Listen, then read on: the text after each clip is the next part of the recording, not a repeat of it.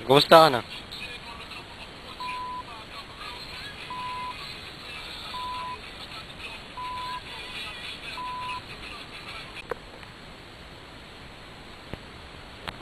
Oh, hi guys. We're going to interview. No, not that guy. This guy.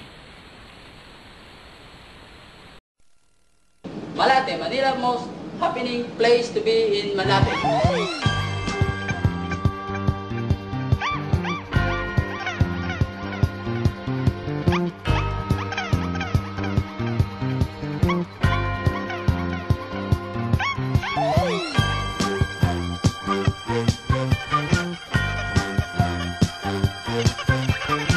Hi guys! Hello, now we are with this guy. What's your name again? Hi guys, I'm Tato. I'm Tato. So, Tado, what's activism? Well, activism basically from the word active, being get involved. Politically, it means you have to be aware of what is happening in our society and other places. Tama ba yan? Akin lang yun ha, tama yun. Paniwalaan. Do you have a group? Oo nga, meron akong organization, yung Takila, Philippine Collective for Modern Heroism. Sa Takila, we inspire awareness, education, involvement among other artists and youth and blah blah blah, sino pa. At meron kaming, ayun, nandito lahat ng mga information tungkol sa organization namin. Basically, yung concept ng Takila is promotion ng nobility. Naniniwala kasi kami na everybody can be a hero. Like, hindi naman sabihin, yung concept ng hero is not tulad nung kay Rizal or hindi kailangan humawak ng itak kagaya ginawa ni Bonifacio. Yung concept ng hero is yung pagiging the word Takila, sa pinakamaliit na bagay lang pwede tayong maging hero. So kaya namin tinayo. Kasama ko dito sila Lord Rivera and Ronnie Lazaro, buwi ng parokya ni Edgar, tsaka ako at mga iba't iba pang mga musicians, artists, and celebrities. So, we have watched your video of the Rock the Rehas.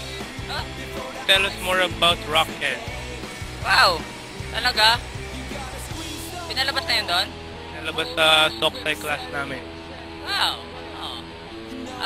Yung Only the gate guards Rock of the duty Rehas, are authorized to touch the gate. yung See? jail I'm not documentary touching the tape gate. ng I'm not touching the Rockhead. gate. See? Yung Takila kasi, yung organization namin, part ng Rockhead, yung Rocking Society through Education. So, kinumission kami, ako, si Lord Rivera, si Gang Badoy, kasama sa Rockhead, at Marjorie, kalimutan ko na apelido, saka si Pepe Jokno, para gumawa ng documentary tungkol sa jail. So, 10 minutes yun. Sila mga seryoso yung nagawa. Ako, kung ano yung napanood nyo, yun mismo yung na-experience ko dun sa jail. So, yung Rockhead, naniniwala siya na meron siyang campaign, yung End Poverty Now. Yung wear a white band, yung mga ganon.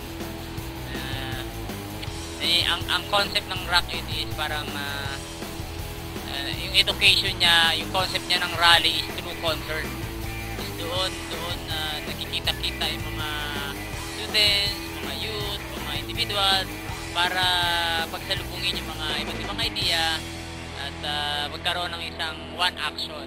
So, volunteerism yung concept ng Rockhead.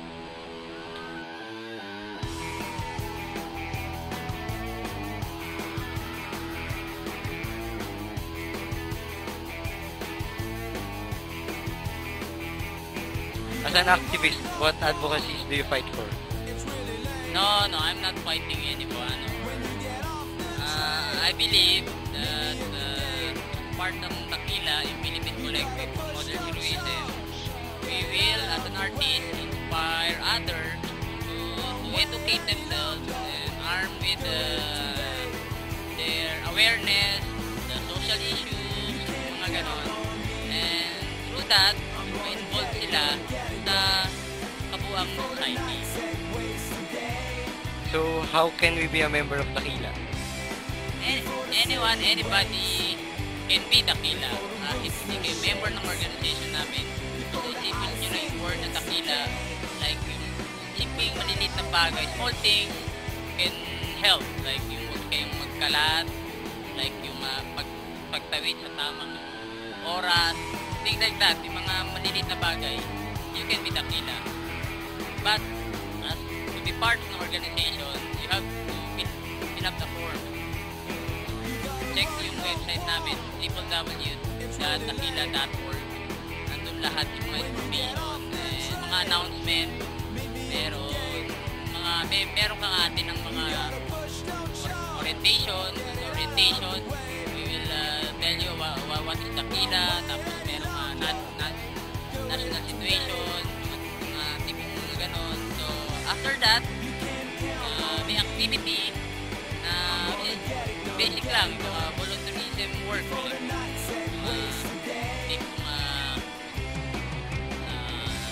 community integration, mga tipong ganon. So, lahat pwedeng mag-member sa Dakila. What are the advantages of being a member of an activist group? Well, first, you are educated. Second, you know your rights. Third, no one can. So, to those who want to become an activist, what can you advise to them? Go on. Hi guys, please visit my shop, Limitado Just to Kill and Other Things. I'm here at Marikina, number 57 N. Rojas Street, Kalumpang, Marikina. Just near the mall, Robinsons and Santa Lucia, between the Caltex and Petron Station. I sell good stuff here, shirts and a lot of things. And also, please listen to us, The Brew Rat Show, 995 Hit FM, Monday to Thursday, 9 p.m. to midnight. I'm with DJ Angel and DJ Ramon Bautista. Okay? Masaya dun. Alright. Tama.